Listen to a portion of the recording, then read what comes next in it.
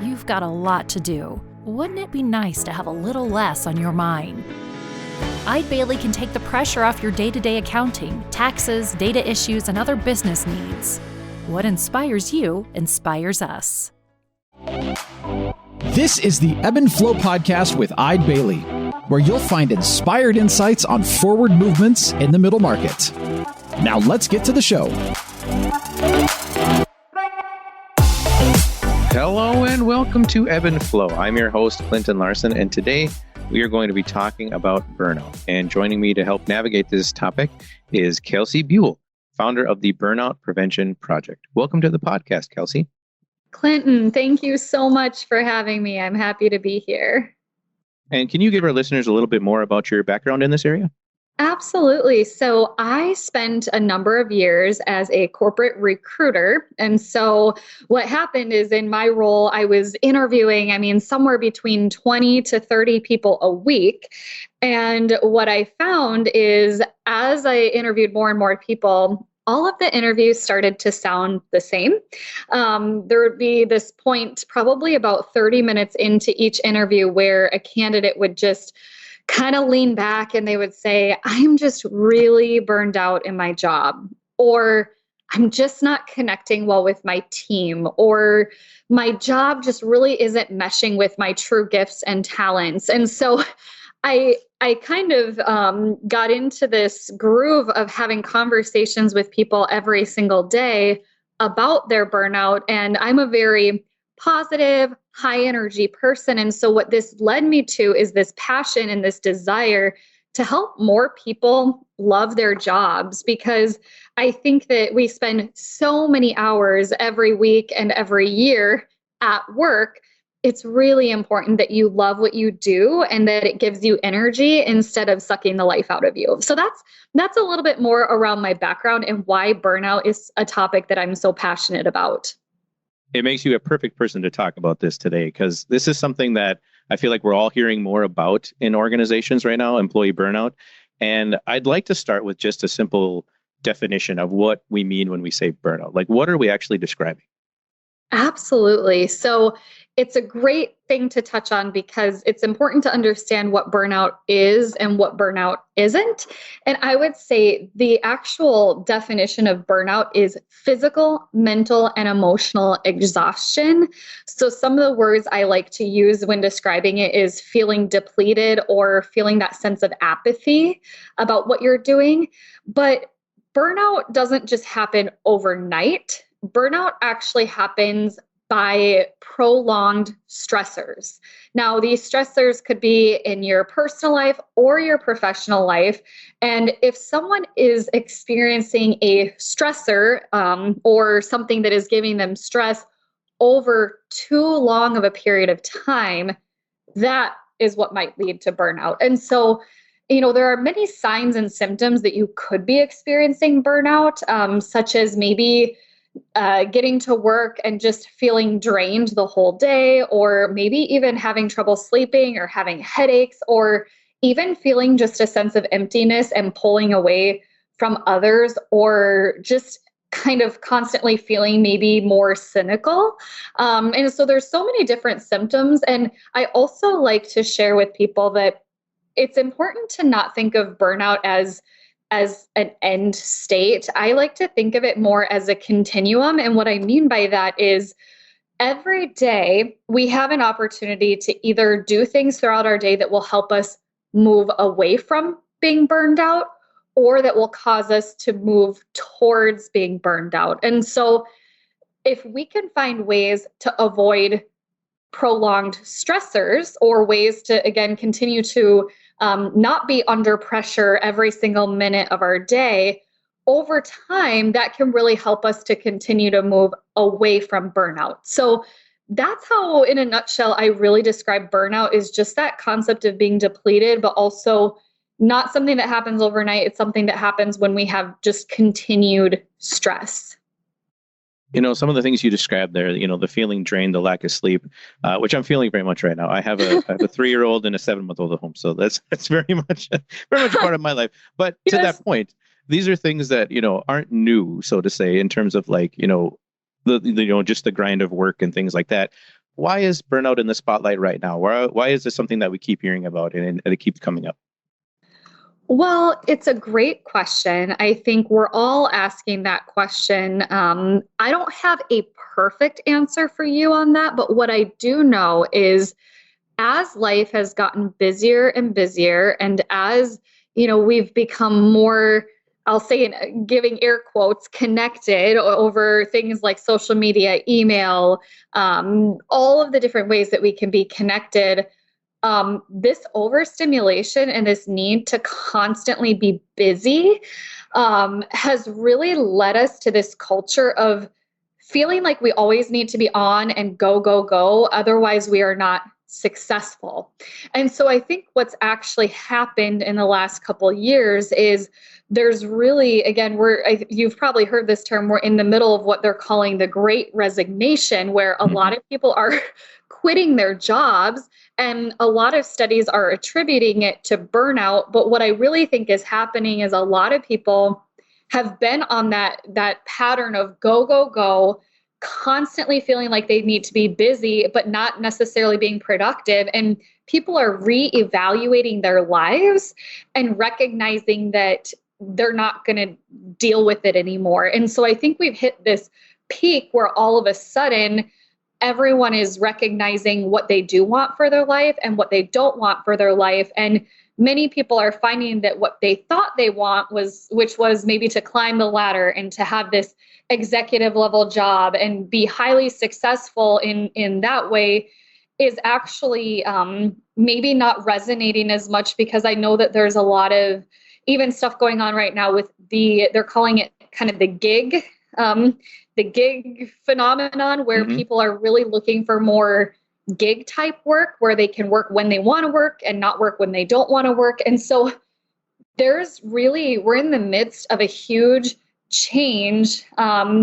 There's a documentary, and I can actually share this link, Clinton, after we're done, but there's a documentary called Work is on Trial. It's about 20 minutes long, and it talks about how employees now more than ever are recognizing that they're not willing to put up with the stress and the pressure anymore. And so it's really interesting, because what we're finding is organizations who were doing a good job with their culture before the pandemic are actually attracting more and more employees, where organizations who are maybe doing an average job or a not so great job of engaging their employees and creating a good environment, they're actually losing more and more people. So it's kind of this story of the rich getting richer and the poor getting poorer when it comes to business and work. And so there's so much, again, I kind of just took us down a little rabbit hole here, but there's so much to be said around even just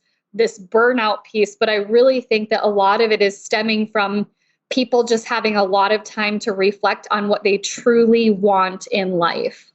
That's fascinating, and it's something that we've talked about on the podcast here too, about the Great Resignation and how businesses are adapting to not just the coming out of the pandemic, but adapting to this new idea of what work is, even for their offices and for their people. So maybe let's start with, because I feel like there's two sides to this. There's the organizational side, there's sort of the business leader side, and then there's also the employee side, the personal side of this. So let's maybe start with the organizational side. If you're one of these businesses that say, like you said, maybe wasn't doing the best job with culture, or maybe wasn't, putting a focus on their staff as they probably should have.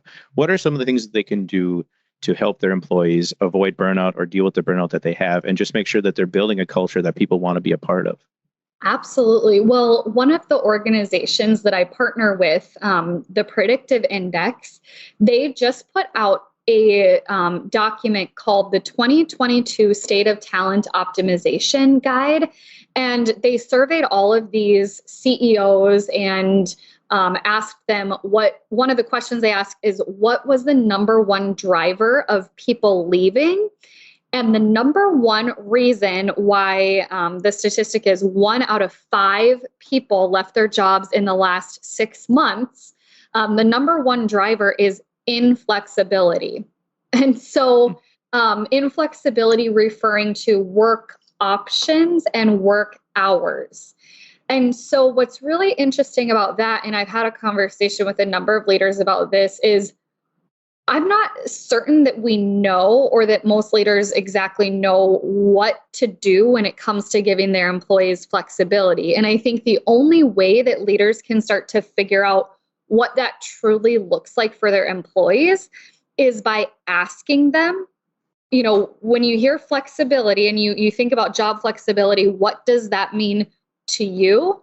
Would be one way. And another way would be to give multiple options, because I think employees really feel a sense of power when they have choices. So if there are ways to say, hey, we want to create a flexible work environment for you, would you prefer option A or would you prefer option B? And so what you're doing is you're maintaining control while still giving some options when it comes to flexibility with hours and kind of work style. And I know that there are some organizations that they just truly have to have people at the office. And then there are other organizations that they could all go remote if they wanted to. And so each company and each leader is going to have to take this component of flexibility in a different way. But I think it has to start with asking your employees what they need and what they want. Right. And I think I think that's an important message we've been hearing a lot about in terms of just, the hybrid workplaces coming in and coming out of the pandemic is this idea of like, it's a mutual sort of decision at this point now. Like we have to sort of talk about this together. Yeah. And I wanted to talk too about you mentioned that, when we're talking about defining burnout, it's this idea of the constant stressors or consistent stressors and, that sort of wear you down over time. So what are some of the ways that an organization can identify those stressors that they might not be able to even see that are affecting their employees? Yeah, well, one thing I recommend leaders do with each of their employees, and then you can do this with a team, is to truly do job audits. And I call it a job audit because what that means is you have a conversation with an employee around what are the things that you're doing that they light your fire, they get you excited, you absolutely love doing them. How can we get you to continue doing more of what you love? And then you can have the opposite conversation of, in a perfect world, if there were one or two things that you could delegate or shift away from your plate, what would those things be? What are those things that you maybe don't enjoy as much? And sometimes we all have things that we have to do in our jobs that we don't love. So sometimes it's just tough luck. You'll have to keep doing those. But if we can help make that a little bit less painful, let us know how. Whereas in other situations, I find that that leaders and their individuals on their team go through this exercise and then they do it as a team where they talk about kind of what each person loves and then some of those things that people don't love as much. And what actually ends up happening is things that you love to do, I might not enjoy, but some of the things that you don't enjoy doing, I might love doing. And so within a team, I have seen teams actually transform who's doing what, just from a delegation standpoint, based solely on strengths and opportunities. So I think a job audit is really important because another thing I didn't mention earlier about burnout that I think is crucial is burnout doesn't necessarily always happen from doing too much. Sometimes burnout happens from doing too much of the wrong things. So what I mean by that is if an employee is going to work every day and they're constantly having to do things that are way outside of their strength zone, they might end up really getting burned out, even though they're doing things that maybe they're good at. And I have this conversation with individuals all the time around their boss saying, oh my gosh, you are so good at Excel spreadsheets. Let's keep having you make Excel spreadsheets. And the employee is sitting there like, but I hate Excel spreadsheets.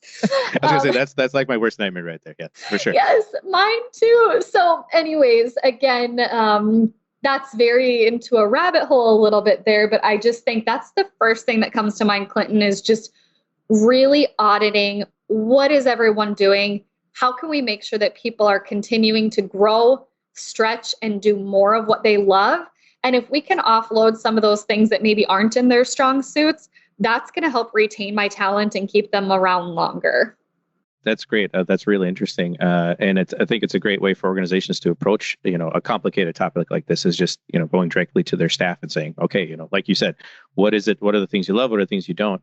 In terms of the staff themselves, let me start with maybe if you're an employee at an organization and they come to you with questions like this, if you're experiencing burnout, you might not have a good idea even of where you're at anymore. So like if on a personal level, if you're experiencing burnout, if and you're having these conversations, what are some of the ways that you can sort of refocus what you want out of your career and refocus what drives you and what maybe your passions are? Yeah. Well, one of the first ones, and this actually might weave both the employer side with the employee side together a little bit. But one of the things that was also in that report I mentioned was that leaders are having more conversations with their employees around purpose. And so I think from an employee standpoint, understanding what is your why? Like, why are you showing up every day? Because oftentimes we start a job with a certain why. And as time goes on, our why might change. And so for me, I might just be going to work and working because I want to support my family. So my family really drives my purpose, and that's why I work. Whereas other people might go to work and just really be passionate about the mission and vision of their company. And that could potentially fade over time. But I think that purpose side is really, really important to make sure that people are connected with a strong why. And then another thing I would say is just having people on your team that you can ask for help. As humans, we're all really, really bad at asking for help. Sure. But I think really constantly encouraging employees, it's okay to ask for help, and also continuing to train them that if someone else does your task to maybe 80 or 90% of the level that you would typically do it at, is that still better than you doing it on your own? And so training people that when they delegate, they're letting go of perfectionism a little bit, but the value in giving someone else an opportunity to take on a task is so, so fantastic. So I guess those are two things that come to mind right off the top of my head is making sure that employees are connecting to their purpose and why are they coming to work? And then second, really creating an environment that allows people to ask for help. Wonderful. And in terms of that purpose, what are some of the ways that people can, I think about people who maybe are in a spot where they're just like, if they have these constant stressors, if they are feeling this burnout, they might be, like you said, maybe they were at work and they did their job because they had a purpose when they started, and now maybe that's gone, and they're just punching a clock at this point. So what are some of the ways that people can, what are some of the questions people can ask themselves? What are some of the evaluations they can have, in their life and in their career to redefine that purpose? That's a great question. And I don't have a silver bullet answer, but some of the questions that I recommend asking is, one is, if you could do anything for free, what would it be? Because when you start thinking about that, sometimes people realize, oh, I just love mentoring other people and pouring into someone else. And so cool. If that's something that you're so passionate about, are there additional ways that we could give you that type of leadership opportunity within the team, or an opportunity to mentor someone else? Or what did you want to be when you grew up? For me, I wanted to be a movie star or a singer. I like to sing, and I'm not a movie star or a professional singer now, but one of the things that entails is being in front of people.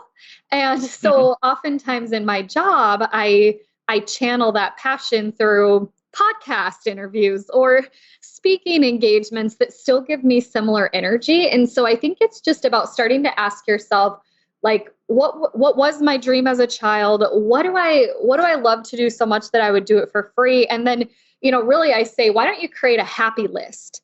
Just create a list of all of the things that give you joy, and think about, are there any of these things that I can incorporate into my work?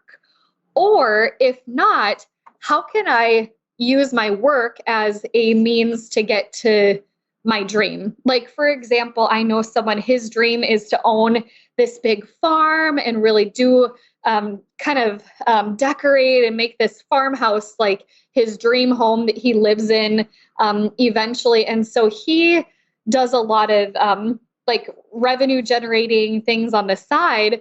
And he puts all of that money into a budget for when he can go and live on this farm and really fix up this home. And so he has a lot of passion around what he's doing for work because he knows that he's seeing it as a means to get to where he wants to go in life. So I think the tables have really turned where a lot of us are earning a living so that we can live the life we love. And if employers can support that, I think of a company that I know who they have a dream manager, and their company has nothing to do with writing books, but one of the employees, their dream is to write a book. And so the company is coaching and encouraging this employee to figure out how to write a book. So I think there's lots of ways that organizations can still encourage and invest in their people from a personal standpoint as well, so that then they will in return be happier at work. Happy lists and dream managers. I love it. This is great stuff. Happy lists and dream managers. Yes. Yeah. I guess I got a new dream job myself now. Yeah. But in terms of the idea of these constant stressors and and burnout, and these are great tips on terms of how to deal with burnout if you're experiencing it right now. Are there also ways that you can prevent burnout? Is there ways that you can sort of identify these constant stressors before they maybe become constant stressors, and take precautions in order to just to not have to deal with the other side of burnout? Absolutely. Well, I think from an identifying it standpoint, I always start with talking about you have a crazy person that lives in your attic. I like to joke. So for you, it's probably a crazy man. And for me, it's a crazy woman who lives in my attic. And so she always is comparing me to, who I really am in comparison to the pressures that I think I should live up to in this world. And so I think a lot of the time, the first step is to check in with yourself and to make sure that inside your own head, you're not lying to yourself about things. Because, for example, I always have this pressure of being the perfect friend and the perfect sister and the perfect wife and the most successful business person. And so I have to be everything to everyone. And if one of those things is falling short, like if my sister sends me a text message at 9 a.m. in the morning and it's 4 p.m. and I still haven't gotten back to her, that stress and that pressure of not having gotten back to her, that my crazy woman in my attic tells me you're a bad sister because you're not getting back to her in time. And so a lot of times the voice inside our head is actually lying to us about things that we think are negative. And then, for example, after this podcast, I might even get off this call and think of all these things I should have said or should have said differently, or, oh, I shouldn't have messed up there. And so we often really, our mindset in itself can really be a hindrance on creating stress. And then the second thing that I always go to is making sure that you know what your definition of success is.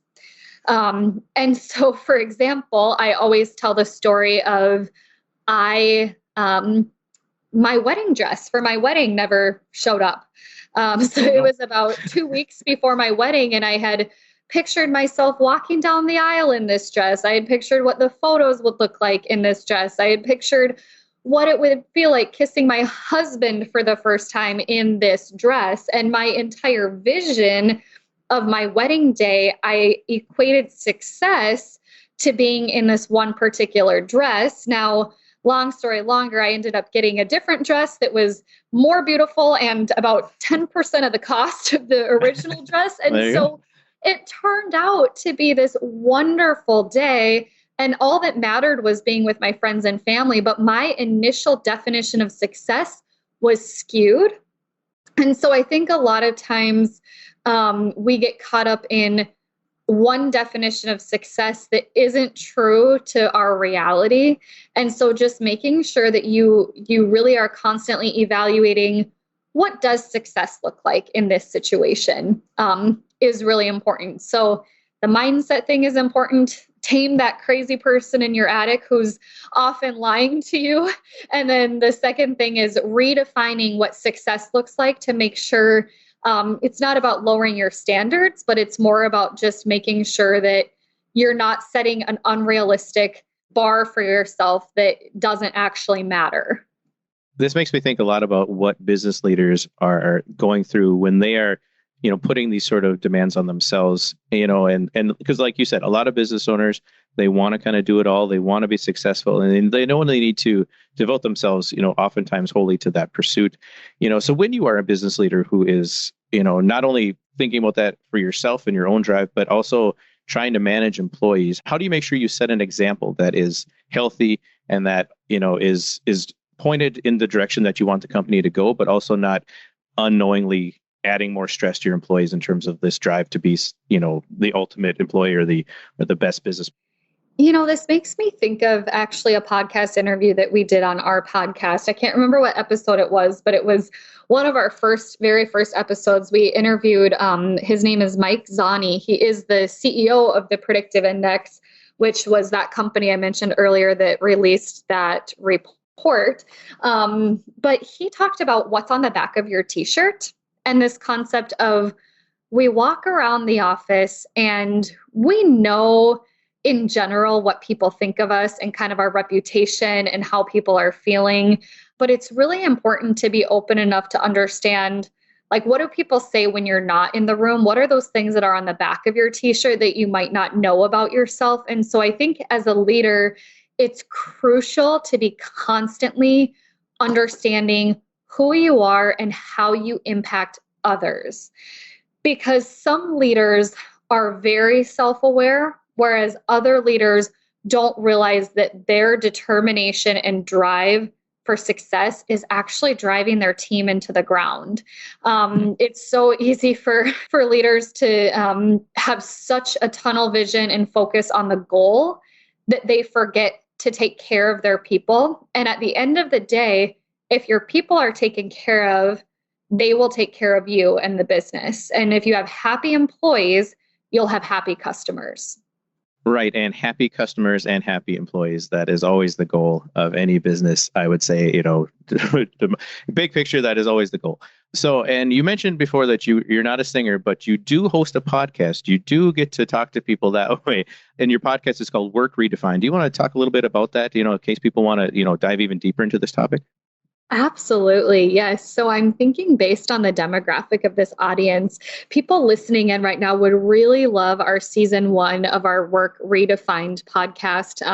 Myself and another individual named Grace Lang, we started it and we were interviewing business leaders on just the new world of work that we live in and how things have really changed and shifted. And so any business leaders looking to grow, this is a great podcast. We're now in the midst of our second season, which is more geared towards women in the workplace and balancing all of the things. And so any female leaders, you would probably really appreciate our second season as well. And men can listen in too. I just know that a lot of our interviews now this second season are geared towards women. So that's a great way to get connected. Also, you can find me on LinkedIn. Kelsey Buell, Buell is how you spell my last name. I would say LinkedIn is probably the best way to get in touch with me. And then based on our conversation today, I also would love to offer a complimentary top 10 ways to prevent your burnout guide that people can access by sending me an email. So Clinton, I'm hoping we can maybe include my email in the show notes if that works for you. Absolutely. Awesome. Yep. And that's, I'm sure there's lots of great information in there based on just our topic today and everything you've been working on throughout this Burnout Prevention Project. So really appreciate you being on the podcast today, Kelsey. This has been an awesome show. Thank you so much for having me. I've really enjoyed the time. Thank you for listening to today's episode of the Ebb and Flow podcast. Be sure to subscribe wherever you listen to podcasts so you never miss an episode. At Eide Bailey, what inspires you inspires us. We provide a suite of accounting, advisory, and technology services with your business in mind. Visit our website to access tools and resources tailored for you. eidebailey.com/ebbflow. This podcast is distributed with the understanding that Eide Bailey LLP is not rendering legal, accounting, or other professional advice. Listeners should consult with their business advisors before acting on any of the information or opinions shared. For audience questions and topic ideas, visit eidebailey.com/ebbflow. That's eidebailly.com/ebbflow. Thanks for listening, and don't forget to tune in next time.